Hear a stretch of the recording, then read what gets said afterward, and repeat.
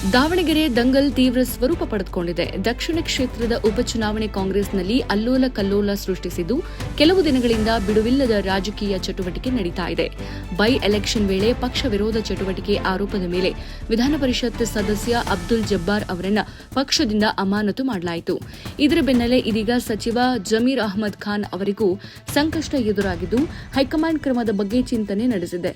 ಇದರ ಮಧ್ಯೆ ಇದೀಗ ಜಮೀರ್ ಅಹಮದ್ ಖಾನ್ ಆಪ್ತೆ ಬೆಂಗಳೂರು ಉತ್ತರ ಜಿಲ್ಲಾ ಉಪಾಧ್ಯಕ್ಷೆ ಅಫ್ರೀನ್ ಖಾನ್ ಅವರನ್ನು ಪಕ್ಷದಿಂದ ಉಚ್ಚಾಟಿಸಲಾಗಿದೆ. ದಾವಣಗೆರೆ ದಕ್ಷಿಣ ಕ್ಷೇತ್ರದ ಉಪಚುನಾವಣೆ ವಿಚಾರದಲ್ಲಿ ಸಣ್ಣ ಪುಟ್ಟ ನಾಯಕರ ತಪ್ಪನ್ನ ಗಂಭೀರವಾಗಿ ಪರಿಗಣಿಸ್ತಾ ಇರುವ ಕೆಪಿಸಿಸಿ ಪಕ್ಷ ವಿರೋಧಿ ಅಶಿಸ್ತು ರೀತಿ ನಡೆದುಕೊಳ್ತಾ ಇರುವವರ ವಿರುದ್ಧ ಕ್ರಮಕ್ಕೆ ಮುಂದಾಗಿದೆ.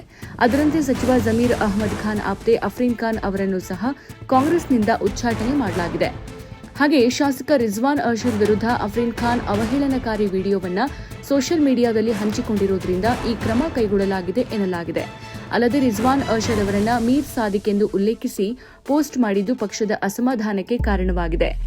ಇನ್ನು ಇದೇ ಕಾರಣಕ್ಕೆ ಅಫ್ರೀನ್ ಖಾನ್ ತಲೆದಂಡವಾಗಿದೆ. ಇನ್ನು ಪಕ್ಷದಿಂದ ಉಚ್ಚಾಟನೆ ಆದೇಶಕ್ಕೆ ಪ್ರತಿಕ್ರಿಯಿಸಿದ ಅಫ್ರೀನ್ ಖಾನ್ ಪಕ್ಷದ ವಿರುದ್ಧ ಸಿಡಿದೆದ್ದಿದ್ದಾರೆ. ನಾನು ಏಪ್ರಿಲ್ 4ರಂದೇ ಕರ್ನಾಟಕ ಪ್ರದೇಶ ಯುವ ಕಾಂಗ್ರೆಸ್ಗೆ ರಾಜೀನಾಮೆ ಕೊಟ್ಟಿದ್ದೆ. ಆದರೆ ಇಂದು ನನ್ನನ್ನು ಹೊರಹಾಕಲಾಗಿದೆ. ಇದು ಮೂರ್ಖತನದ ನಿರ್ಧಾರ ಅಂತ ಲೇವಡಿ ಮಾಡಿದ್ರು. ದಾವಣಗೆರೆ ದಕ್ಷಿಣ ಕ್ಷೇತ್ರದಲ್ಲಿ ಪ್ರಚಾರ ಕಾರ್ಯದಲ್ಲಿ ಭಾಗಿಯಾಗದೆ ಪಕ್ಷದ ಒಂದಿಷ್ಟು ಅಲ್ಪಸಂಖ್ಯಾತ ಹಿರಿಯ ಮುಖಂಡರು ಪಕ್ಷವನ್ನ ಸೋಲಿಸೋಕೆ ಹುನ್ನಾರ ಮಾಡಿದ್ದಾರೆ ಎಂಬ ಆರೋಪವು ಕೇಳಿಬಂದಿತ್ತು. ಇದರ ಬೆನ್ನಲ್ಲೇ ವರಿಷ್ಠರು ಮೇಲ್ಮನೆ ಸದಸ್ಯರಾದ ಅಬ್ದುಲ್ ಜಬ್ಬಾರ್ ಮತ್ತು ನಸೀರ್ ಅಹಮದ್ ವಿರುದ್ಧ ಕ್ರಮ ಕೈಗೊಂಡಿದೆ. ಇದೀಗ ಹಿಟ್ ಲಿಸ್ಟ್ನಲ್ಲಿ ಜಮೀರ್ ಅಹಮದ್ ಖಾನ್ ಸಹ ಇದ್ದು ಅವರನ್ನು ಸಚಿವ ಸ್ಥಾನದಿಂದ ಕೈಬಿಡುವ ಬಗ್ಗೆ ಹೈಕಮಾಂಡ್ ಚಿಂತನೆ ನಡೆಸಿದೆ.